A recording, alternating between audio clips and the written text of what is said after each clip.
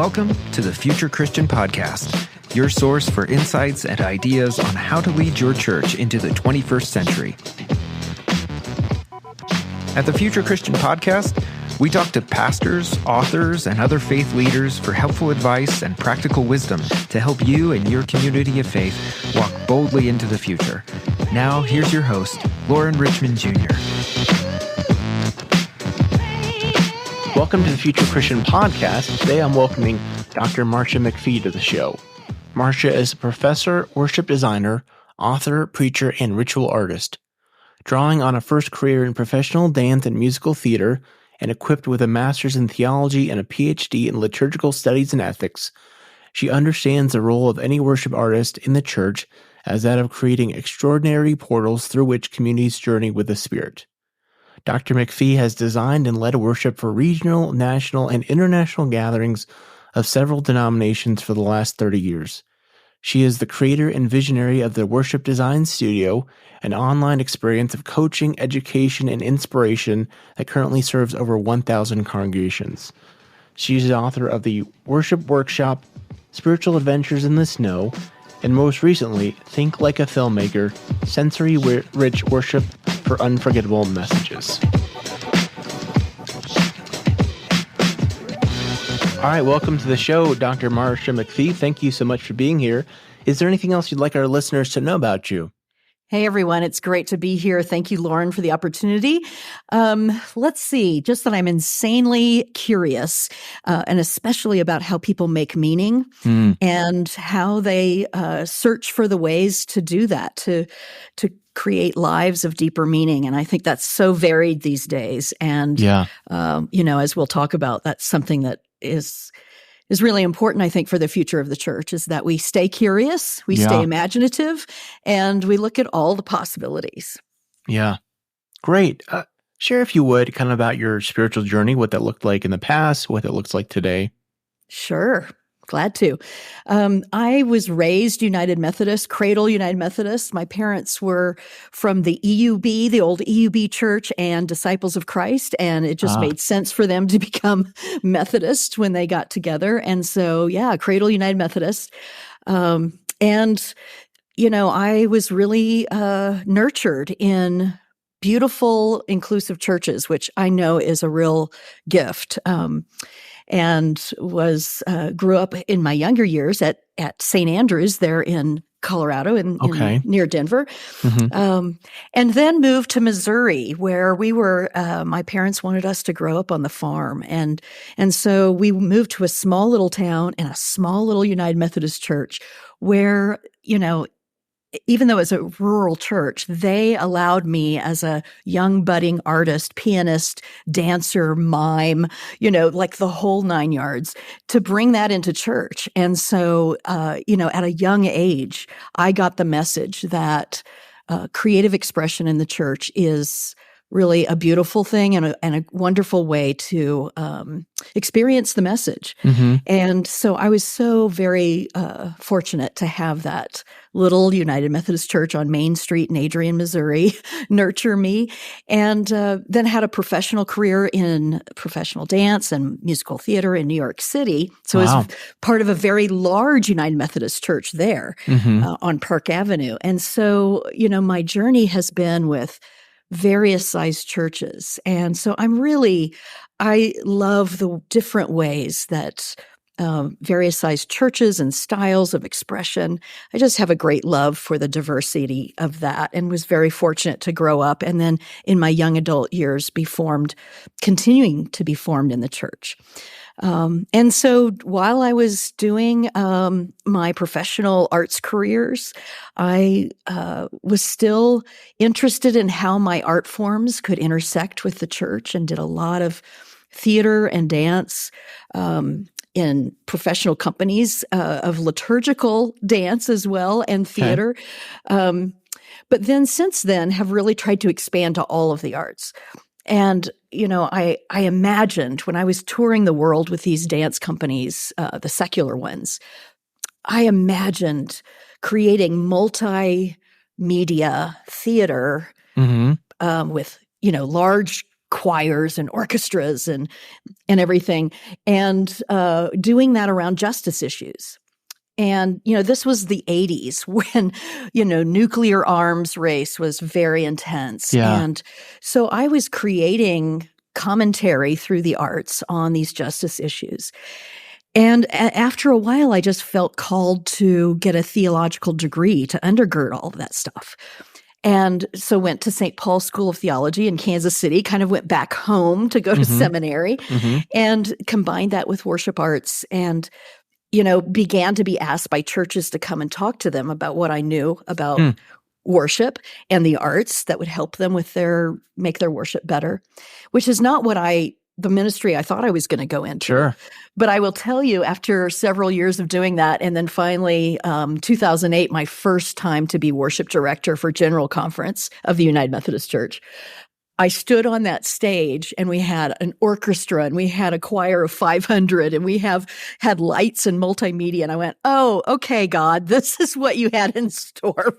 Wow. That initial dream actually did come true in a very different way than I thought, but it did come true, in fact. And so it's just been a journey of all along my arts career, my creative expression, and worship in the church, and expressing my faith journey, which has been very justice focused, because I see the connection between creative expression and making the world a better place. My PhD is in worship and ethics, and some people say, what? How does that go together? Yeah. But I believe what we do in our worship, in our creative expression, makes a difference for who we are in the world, and how we are motivated to make the world a better place. So it's been that journey all along and continues to be.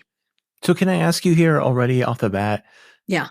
Talk more about that connection. Yeah.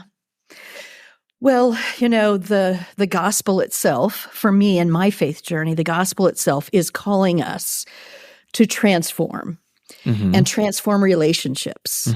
And so I always have had that lens to look at what we proclaim, how we proclaim it.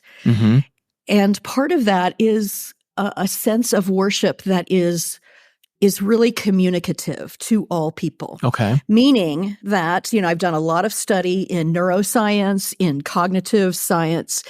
And so this idea of sensory-rich worship, which really is my bailiwick, has been what I have been teaching all along in all the worship arts. How do these worship arts come together to bring what I call good worship, which is meaningful and memorable, right? It's meaningful in that the narrative of faith intersects with the narrative of life in real, on-the-ground, rubber hits the road ways. And it's done in a variety of expressions so that different people who communicate and take in information in different ways can actually access that in very poignant ways that makes meaning for them and therefore makes memory for them, because it is memorable. And when we do that, we're formed by it, right? It lives inside of us beyond the time and place of worship. I always say that ritual forms and shapes us. The question is, to what are we being formed? Yeah.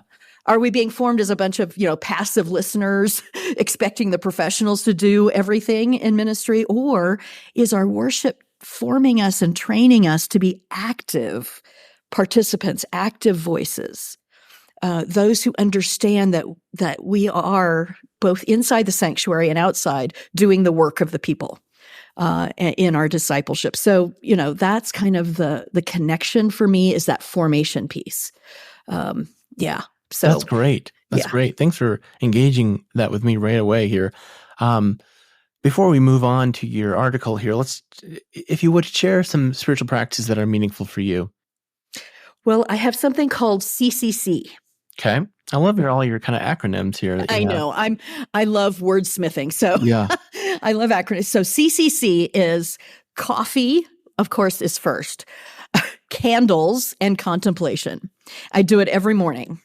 So I get my cup of coffee, I light the candles, and I journal, or I read something that's inspirational, and then I journal about it. And it's such a grounding practice for me. It puts me in touch with myself, where I am, how I'm feeling, Writing is a way that I express myself easily. And so that's a spiritual practice I've developed for myself. I highly recommend it. The other thing is to see the ordinary things that cross our paths, like tasks, and do them with kind of an intention. I am what I call a metaphoriger. So I forage for metaphors. You are a wordsmither. So I forage for metaphors, which means that in all of the ordinary, we can see the extraordinary. And so when we live our lives that way, we can see depth and meaning in the ordinary tasks. So, like, for instance, this morning after CCC, I'm at a retreat center doing my annual elevation retreat for worship leaders, pastors, musicians, visual artists, etc., media artists. And we're here at Lake Tahoe. And last night we had a drum circle. And so I have all these percussion instruments. And at the end of the session, we just put them in a pile. And then the next morning is when I always put them, I divvy them up in different kinds of instruments and put them in their bags. And this morning I was doing that and I thought, oh my gosh, I've been doing this now since 2007 annually, except for 2 years in COVID. And this little ritual I have of putting these percussion instruments away in their bags is so meaningful because I'm swamped with the memories of what we did the night before, and each one of these percussion instruments was held by one of our participants, and it just puts me in connection with them. So that's kind of, my spiritual practices can pop up as ordinary tasks. Yeah, that's interesting. Thanks for sharing that. Well, I feel like there's a bunch of questions already I want to ask you, but Marcia contacted me, a few weeks back, and shared with me an article she had written, metamorphosis moment, ritual artistry and the work of the people. And I was really intrigued and thought it'd be great just kind of talk through it with her. So share, if you would, kind of, what prompted you to write the article and what you're hoping to get across. Yeah. Well, metamorphosis moment is something I've been exploring for a little over a year and a half as we began to transform out of this pandemic and began to really experience the differences that experience going through pandemic has left us with. And what are the tools? Because I'm a teacher, I'm a resource for churches, for their worship teams, for their worship. And so it's my job really to be thinking about these things, about the what's next and what can I do? What can I study that will help folks? And so as I began to think about the changes, this idea of metamorphosis, which is that process, of course, that a caterpillar goes through to become a butterfly, I began to play with that metaphor and really study the science of it because I'm a geek that way. And there were so many things about what happens in that process that I thought we could draw from. One of the most important and interesting things is that a caterpillar has inside of it already what's called imaginal discs. And these imaginal discs are dormant, but they are blobs of cells that contain within them everything that it needs to become a butterfly. And I think that in this moment where we are struggling to know what's next, we are in this space of goo, right? Because feels like some it. things have broken down, some ways that we assumed were forever have broken down. Rhythms, people's habits have shifted in mighty ways. And I think we're in the goo moment when the caterpillar has gotten inside, made that chrysalis, and is breaking down. And so I think these imaginal discs, that's when they start to feed on the goo. I think we have inside of us everything we need for the what's next. And I think that's really good news. And so that's why I wanted to write the article. I think that we, whether we know it or not, have the tools, we have the imagination, we have the curiosity, we have the ability, if we will allow it, to create the what's next. And the truth is that the what's next is going to look different for different communities. There's no one size that fits all. There's no one answer to that. And so this act of imagination, this act of, figuring out what's next for our communities really takes a commitment to trying things on for size, right? And also knowing what the building blocks are, those imaginal discs, knowing what the building blocks are for ritualizing. And I use ritual in not a pejorative sense, like Sure. dry Right. ritual, but I use it as that life-giving thing that is inherent in all of us. But knowing what those building blocks of ritual are so that we can apply those to whatever forms the next thing takes. Does that make sense? Yeah, that's great. So I want to flesh out a couple things you hinted at there, and then I saw in your article. One is, what is a metamorphosis moment? Well, it's a moment of transition, right? Okay. It's a moment of transformation. I have taken this idea and put it in many forms, not just an article, but a webinar. And then I created a worship series for churches that just released at Easter. And it really is a chance for churches to use a worship theme. It's lectionary based for Easter season, but you could use it any time of the year. It'd be great for any time in ordinary time. But it helps churches go through very slowly, like we assume that you just get in the chrysalis and then pop out as a butterfly. Right. But there's so much going on in the meantime. And to really look at the transition time, that transformation time, and to be comfortable in that, to accept that that's necessary. We can't just get to the solutions immediately. Yeah. So that's a metamorphosis moment, and I think that's what we're in. And so I'm hoping to encourage churches to really see it as a deeply spiritual place to be, because oftentimes the deepening of our spirituality, the deepening of our journey happens in those what we call liminal moments. Yeah. Right? In those in-between moments. So maybe perhaps for my sake, I would think of a moment as like a moment. If I'm hearing you right, a moment is does not have a time, specific time context. Yeah. Yeah. So let's think about the evolution of creation, right? Yeah. So our sense of time is so in the immediate. Yeah. But yeah, I'm talking about a moment in time when it's a process. It's not just a quick fix, right? But this is a moment in time that's unlike any other. Okay. So here's the real kicker. Yeah. Here's the real kicker, Marcia. How did the pandemic prepare us for this? Yeah. Well, there's been a lot said about this. And I think some of the common themes are that what was going on in the church at a slow pace got turbo boosted. Right.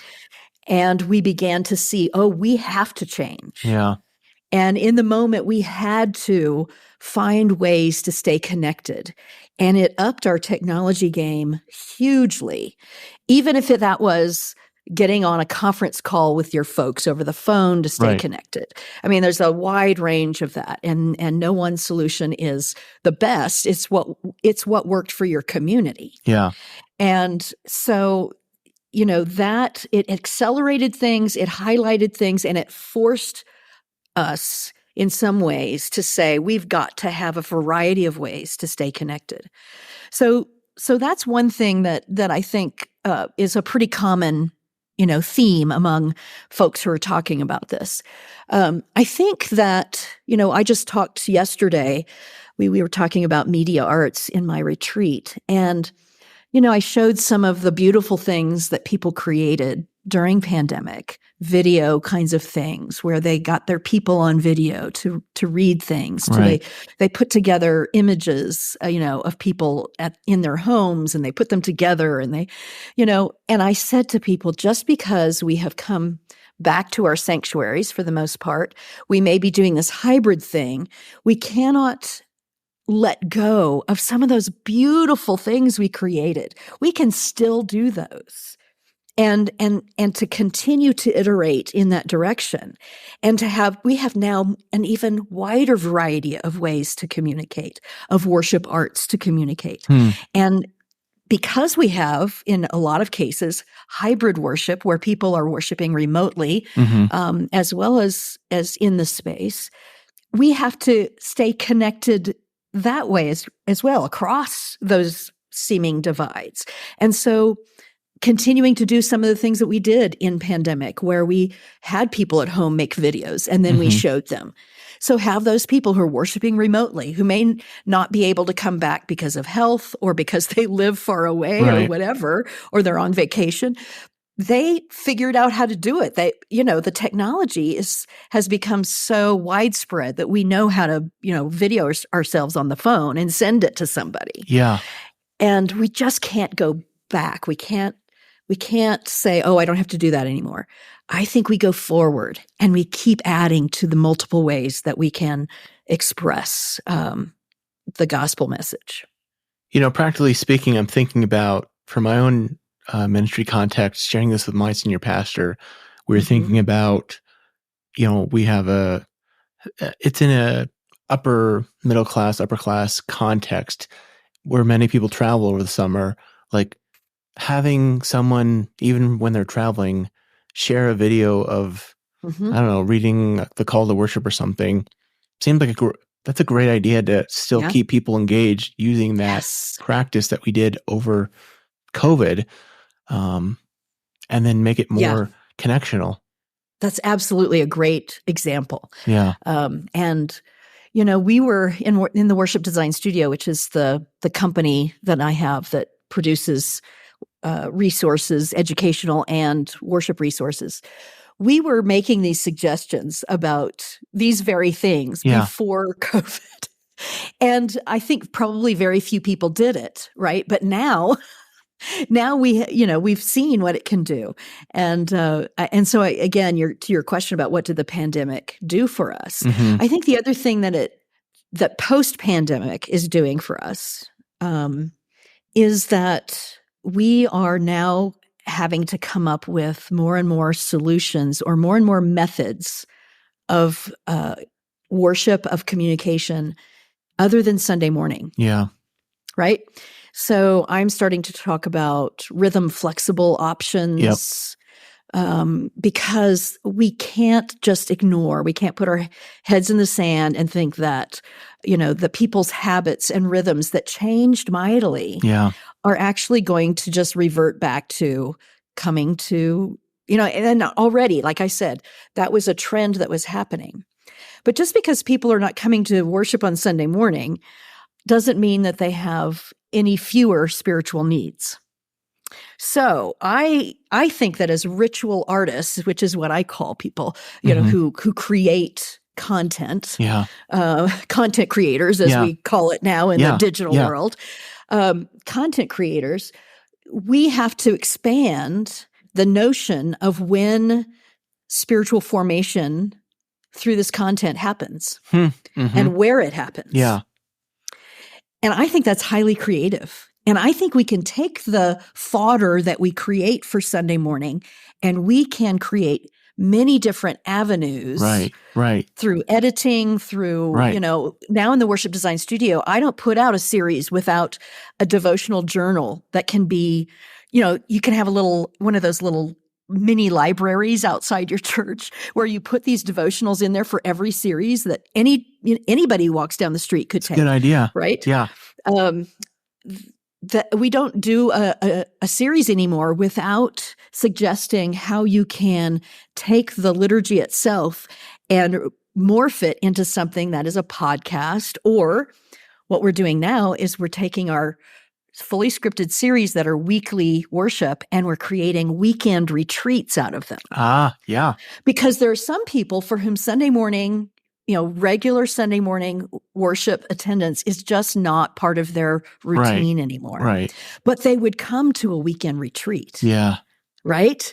And so just to free ourselves from this is the way we do it into how many different ways can we do it? Now, this is you don't have to do all the ways. It's going to depend on your community. So if you're a bedroom community and people spend a lot of time commuting in their cars, a podcast is perfect. Yep. Shout out to podcasts. Right? Right. Shout out to podcasts.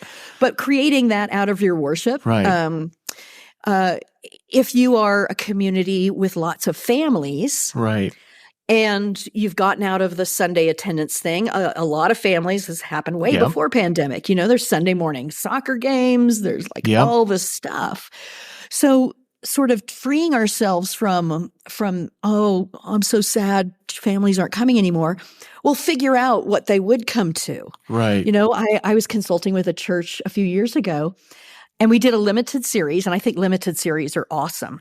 People often think, oh, we want to start a second service. Well, very few churches can support two services, right? Yeah.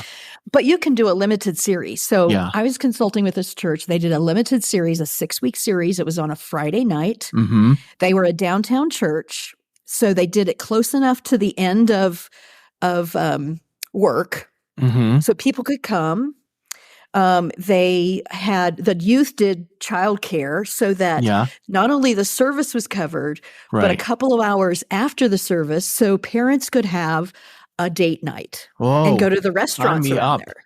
Right? Exactly. Sign me up. So it's just one example, but it's the way that we can accept when you truly just accept that things are different. Right. And then you release yourself from, this is the way we've always done it. This is our timing. This is the way church happens. This is the way worship happens. You free yourself to use your imagination and dance that with your context. Who are your people? Who are you wanting to do this for? And then figure out how to do it in a way that actually naturally intersects with their lives. Yeah. With what they really need. Yeah. And don't think you have to start it and do it every week all year long. Mm-hmm. Right. Right? And that way you can try it. So I'm an entrepreneur, right? It's just in my bones, and I teach spiritual entrepreneurship. And one of the things we say is iterate, right? So the beauty of something limited is that you do it, you see how it went. If it didn't exactly meet the need like you thought it would, you iterate, you do something different next time, you learn from it, right? So it's like church leaders have to become serial entrepreneurs in some ways as we move into the future. Yeah. What I appreciate about this is, I think, like you said, the reality is that the habits and rhythms that families and people have established, it's going to be really tough in the short term to change those habits. But I also personally don't kind of like just being like, oh, throw up my hands. It is what it is. We're not going to ever see church or people in church. So I really like that idea of what are ways we can connect with them? Right. I've heard that in evangelical churches, there's a lot of churches doing a Thursday night worship service, which I think is equally interesting. Kind of to your Friday night approach is generally people may not have quite as much going on a Sunday, or a Thursday night versus a Sunday. So again, really interesting way. And then I love what you said there about not being oh, we gotta do this for a year. I mean, that's not sustainable for most, especially if it doesn't land. Right. Then you have to kill it. Right. And that's the worst thing. Then you go, oh, we tried something different and it didn't work. Right. And so, that's just, I can't tell you how many times I've heard that in my consulting with churches. Right. Right. Yeah. Yeah. Let's keep going here because I'm loving what you're saying so far, and there's more I want to get to here. Okay. Hear from you. So you have 4 things you recommend cultivating. So maybe for sake of time, let me just run through these, and you can respond to these how you want. But you talk about cultivating a fluid sense of sanctuary, rhythm flexible options, community-facing casual opportunities, and ritual artistry in all people. So I think I've kind of heard this and all you've talked already, but maybe dive it into what more if you want to there. Yeah, sure. Well, let me talk about a fluid sense of sanctuary. Yeah. So I think that one of the things we learned in COVID is how to invite people, no matter where they are, into a sense of sanctuary. Yeah. So our homes had to be a sense of sanctuary. Yeah. And, we started to learn some techniques for that because, how do you make, and the article talks about this, how do you make the computer screen that you've been working on for work all week now instantly a worshipful space, right? It takes some other stuff. You have to manipulate the rest of your environment a little bit. Maybe, light a candle. Clean the desk. Clean the desk, right? Put the work out of sight. We had to sort of invite people to do things to demarcate work and ritual time, or families who set out. We were at the beginning of the pandemic making these suggestions about setting out a yoga mat or a blanket, so that they would, now we're going to be at church and we're going to sit here and we line up all the stuffed animals to watch with us. Yeah, and we, sure. Turn on the electric candle or whatever, but creating our own, and that's partly what I mean by ritual artistry in all people. Yeah. And that is to help people understand that they too have an innate sense of making sacred space. I mean, we do that when we decorate our homes for Christmas and for Thanksgiving, we set a beautiful Thanksgiving table. And just, saying out loud, that is an innate ability in you for making a space special. So we can do that then, of course, if we're continuing to be worshiping remotely, but also if we decide, okay, one of our rhythm flexible options for folks is going to be dinner groups. And we're going to have actually what we do for our Sunday morning worship, we're going to repackage it into shorter bits that you would do before dinner and after dinner. Right. Right. And so, allowing people to become their own ritual artists in that more intimate context. So that's what I mean about a fluid sense of sanctuary. But let's also talk about our church sanctuaries, right? Because a lot of people are having less people in the sanctuary than they used to. And I think we have to get really real about that. Yeah. And I think it's time for us to really look at our spaces and say, what do we need to sacrifice in order to stay connected? And having 30 people in a 300-seat sanctuary and letting them sit wherever they want to, spread out all over the place, because that's the seat that they usually sit in. We're so afraid to, mess with that.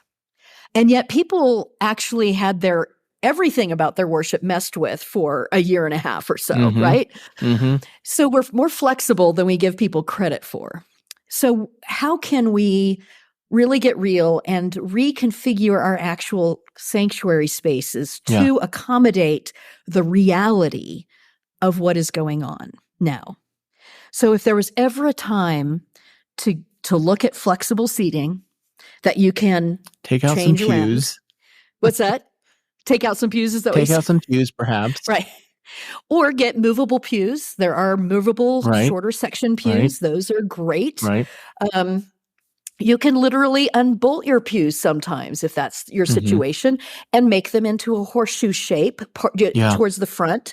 You can leave those in the back if you want to, but then put up some sort of false back with, I teach people how to make T-poles and put fabric on it and make a false back so that it's a more intimate space. So anyway, that's another thing that I mean by a fluid sense of sanctuary is that we've just got to get real about how is our space helping us be a body or not? So that's part of it as well. And I talk in the article also about just being really out there with, don't hide the cameras. The cameras are a stand-in. They are the symbol for the people who are on the other side of that camera. Oh, interesting. Right? Interesting. Yeah. And don't be afraid to just walk up to that camera and talk right to the people at home. Don't worry that people in the space are going to feel left out. No, that's what connects them to those people. That's it's just being right out there with it. That's a helpful perspective. Going back to it's funny. I'm thinking about the, playing around with space is pre-COVID. I was leading a new church start and we met in I think elementary school gymnasium. So as you can imagine, there's quite a bit we had to kind of play with to try to create a sense of sacredness in that space. I've also heard from, I like to nerd out on all kinds of church podcasts that, like amongst like church kind of remodel building firms, like shrinking, if I remember correctly, shrinking the worship space and adding kind of fellowship space is like the big trend. Yeah.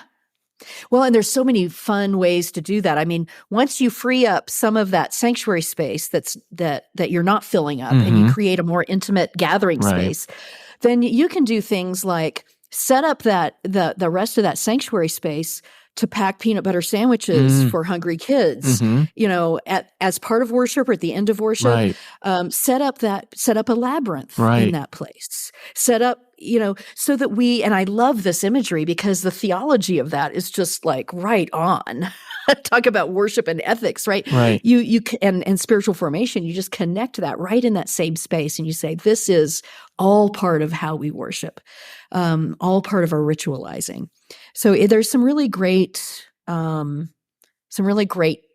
things to do when you actually shrink to the appropriate size. You shrink your seating to the appropriate size. You can still be in that beautiful sanctuary, but you create these, and there's wonderful ways to do that where you don't feel like you're a tiny little group in a great big sanctuary. Like you said, we've been doing this in gymnasiums for a long time. We've been figuring out how to use poles and pipe and drape and all that kind of stuff. Look at you. Sound like an evangelical there with your pipe and drape. I know, right? Love it. This is a fun conversation. So I want to ask you, you write that the human need to find meaning and mark sacred place and time, however, is indelible. So I read this recently from Andrew Root. I don't know if you're familiar with him. He wrote, churches don't need a building. God is never stuck in a building, but church communities, because they are the body of Christ, can't be without a space. Congregations inhabit space as a sure sign of life. So we're certainly in a moment where, for financial reasons, much of the reasons we kind of talked about earlier, where churches have spaces that are too big for them, they're selling their buildings. And I certainly understand the practical and financial reasons for that. But having met in a school gymnasium, for instance, like at least in my context in the Denver metro area, it seemed like the community really took you seriously once you got a physical place and space. Can you talk through kind of what you think that's about and whether you kind of agree with that assessment? Yeah, I don't know that. I'm not sure that's. I haven't thought about it a lot, so that particular thing. But off the top of my head, I would say I'm not sure I agree with the fact that the buildings at this point, especially post-pandemic, that people are taking you more seriously if you're inside a church building. That may be true for some people, but I think that as we move into the future, that's going to be less and less true. I don't know. Again, I haven't thought about it a lot. So, this is just me like firing off. But, it's I think also part of what we can do is not assume that a school gymnasium is like where we're going to be. And we can be very intentional about the fact that we're not in a building. So I also think that we have to find a space to be every week. Now, what if that's not true? What if we decide that we're going to let our building go, and instead of thinking we need to find another space, we say, okay, during Pentecost, we're going to do this Emerge series that has this butterfly as its metaphor, and we're going to meet. We're going to do outdoor worship, or we're going to rent the butterfly garden at the botanical gardens during this series, and then maybe during Advent Christmas, where we're doing a series. One of the series I did was called "The Inn: Housing the Holy." What if we were having dinner church in smaller groups, but we came together twice during Advent to serve meals at the homeless shelter or whatever? You see, I'm going thematically here, right? So I'm getting imaginative so that the spaces that we are not just utilitarian. We got to have a space to be. We need chairs. And we need a space. But they become theologically integrated with what we're doing. I'm just brainstorming here, which is what I do for a living. So. But I think this is yet another way that we are we're keep putting ourselves in a box. And that quote from the article that you said, the human need to find meaning and mark sacred time and place, is indelible. So this is also me saying we can minister to those who are never going to become members of the church or even call themselves Christian, really, or any on that scale. And we can do things that help people find deeper meaning. So this is that part of the article that's called community-facing casual opportunities. So that's one of those 4 things. And so public art is one of those things. Whatever the theme is of your service, you might have an installation outside that's interactive in some way. We've been suggesting this for a long time, and that is, how do you take the symbols inside the church, put them outside the church, and offer people a way to just, a provocative question, like the Advent series that I did called Angels Among Us. I did that really to get people to talk about, how are we caring for each other? How are we watching over each other? Now, that's a human question. That's not just a Christian question, right? And angels are have captured popular imagination and stuff. Right. So put a mural of angel wings outside your church, selfie opportunity, and ask that provocative question on a board there, who watches over you in your life, and how can you be a carer of others and watch over others? And all it has to be is a question. We give too many answers. Asking questions is the way to engage people in the deeper questions of life. So that's just one example. There's many, many other ways to do it. So getting our metaphors, getting our symbols out of the inside and putting them on the outside, so that it's community-facing, casual opportunities for meaning making. And that's part of what ritual artistry is. That's what we can do as worship artists. I mean, that's a good metaphor for faith and church in general. Like, get it out of the building and share it with the community, right? Yeah, exactly. Well, this is a great conversation. Let's make sure, I'm assuming this is okay, Marcia, can we make sure we share a link in the show notes for folks to check out the article? Absolutely. Great. Yes. It is published in a journal called Liturgy. And so you can, of course, we'll give you the link to go get it as well.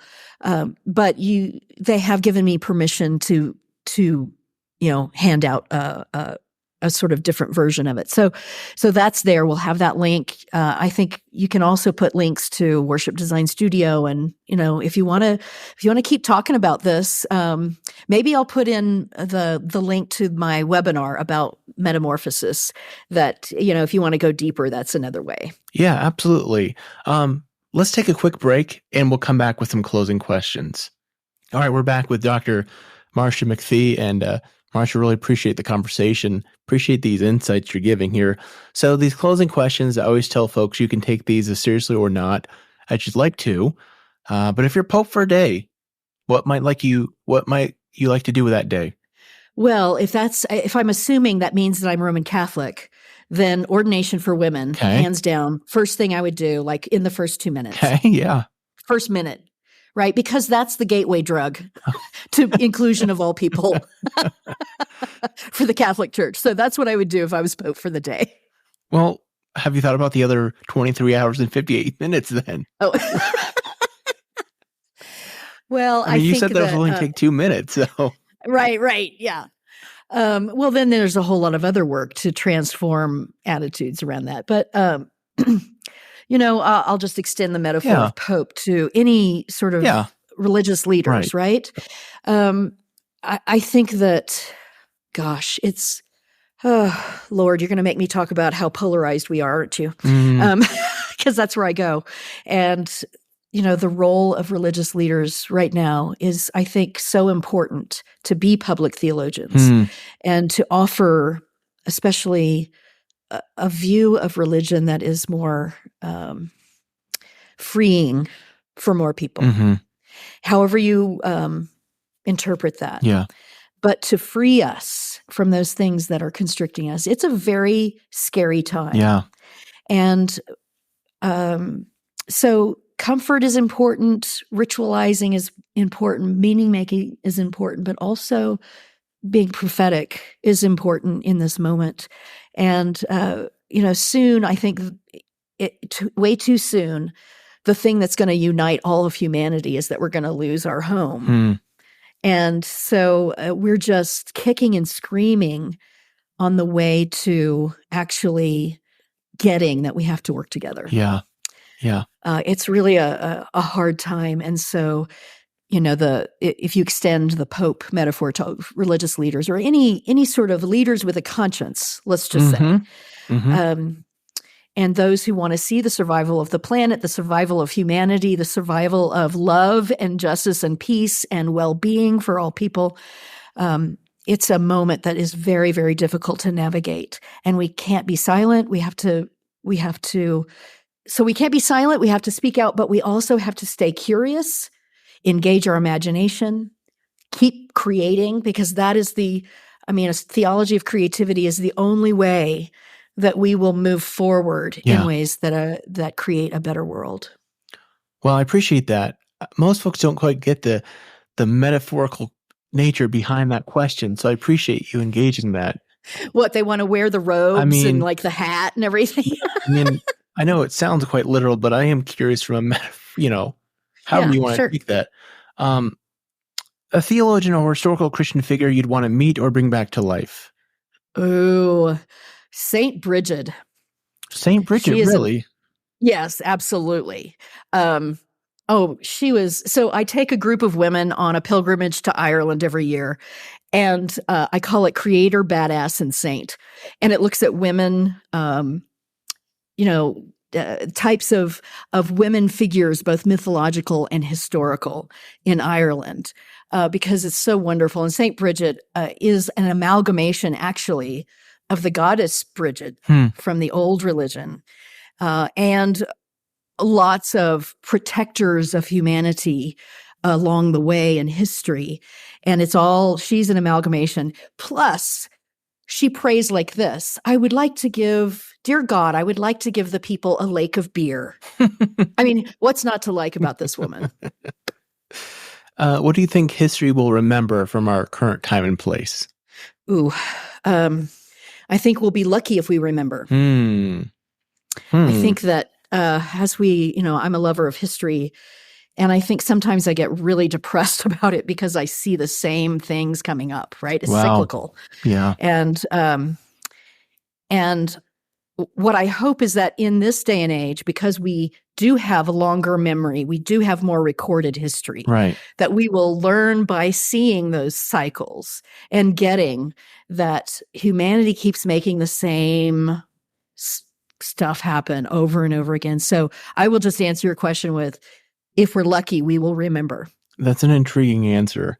What are your hopes for the future of Christianity?